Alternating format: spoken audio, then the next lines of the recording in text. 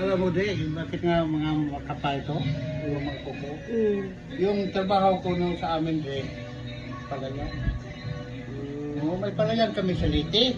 Kahit taga-Liti ako yun eh. Yun ang trabaho ko talaga roon. Sino po si Adam? Yung Yung pala pala- yung gamot kasi nung sa balay, nakakapagpakapal na. Ako lahat mag-araro. Sa hanggat sa magtanim.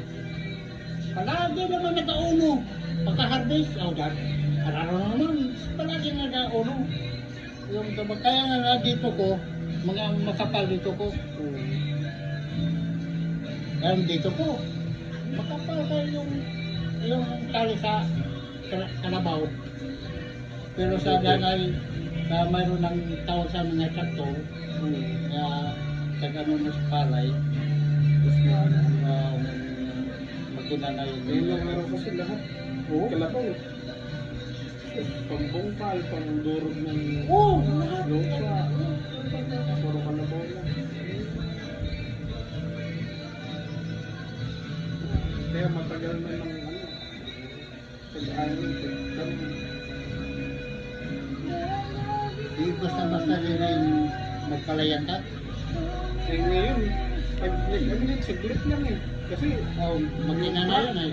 dadaanan yung palay nyo, pag binagsak, nakasako na. Oo.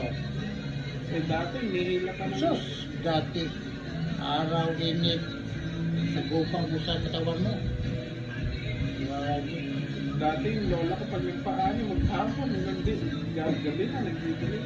Oo. Ngayon, saglit lang. Na ako rin isa lalaki. Tayo pananaaw, bunso namin lalaki namatay na. Ibubukos trabaho na dalawang awas ang sako ang kung yung binhi.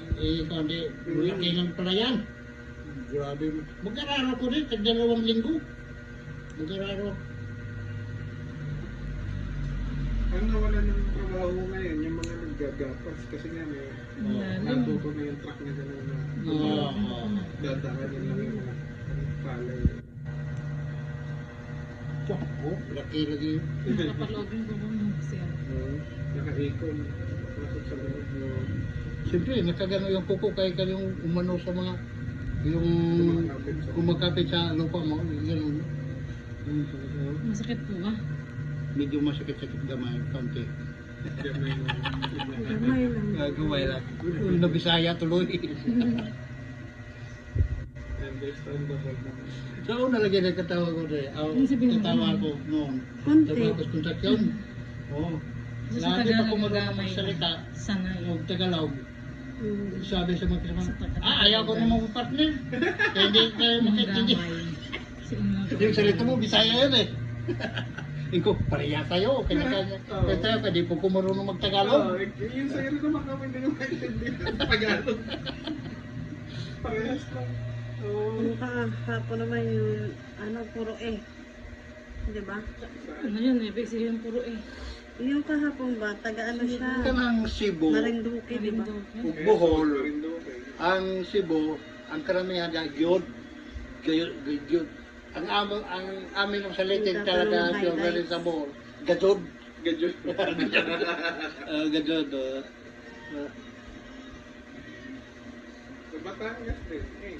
Pero karamihan sa mga Bisaya, mga puputi ano, mga tisay-tisoy. Ay, depende. Doon kasi tumira yung mga Spanish ng araw eh, doon Hindi, yung lahi kayo namin mga Espanyol eh. Tingnan mo yung mga ano ko. Ito, ganun ta. Kaya naaalala ko yung lolo ko. Matangkad. Na mapayat yung gandang katawan. Ganito palagi. Mga words po yan. Ganun. Yung nadoon sa Dubai, babae, ganun din. Pati mo na. Kasi pag hindi naman ng anak, sa baba pa. Oo. Apo, ganun, apo sa tulog. Ay, pinsan ko. Si Pilito Corrales. Espanyol ng Espanyol. Pati salita.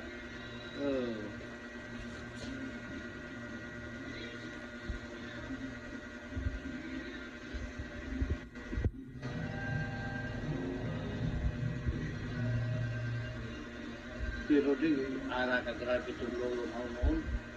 Alam, kalit sa trabaho. Yung palayan nga, pahinga niya.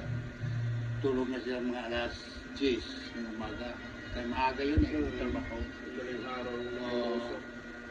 Pagka-Diyos, pahinga na kainit na.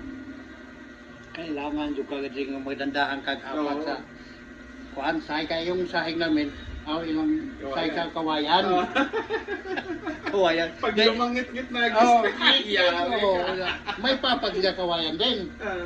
Pero ang pamalo, yung sanga ng bayabas, o isukso ay ilagay na sa kilid. Oo. Magsabi to, Ganun din sa amin. sabi na, boy, huwag ka nang maingay ha, kan matulog ako. Sabi niya, oo. Nakaning bata lagi Rick. Labi na pagdating na yung mga kaibigan. Nakalimutan na yung bilin. Bako, pupa, di ba? Basta kami, ladyat kami sa mga talunan kami sa mga bintana, takbo. May mga silong kasi bahay ng araw. Oo. Kawayan ng sahig. You are the Yung lolo ko, ano, pati yung buko ng kawayan, Oo. may design yung sahig mo. Oo. May tao nga marunong. Magandang mag-design. Nakita ko ito. Tsaka yun, ang tagal na. Hindi nasisira yung kawayan sa galing mo. Inlapat. Pamagi, bakit yung kawayan nga di ba sila? Dahil sa tao matanda na din, gulang na babae na. Bahay na. Yung bahay na yung kawayan, magulang na talaga yun. Maano lang, makintab na rin yun eh. Basta mataga na, makintab Ang na. galing, yung lolo ko po nun, dalawa ang baol niya ng gamit. Yung pang mano-mano gamit, barel.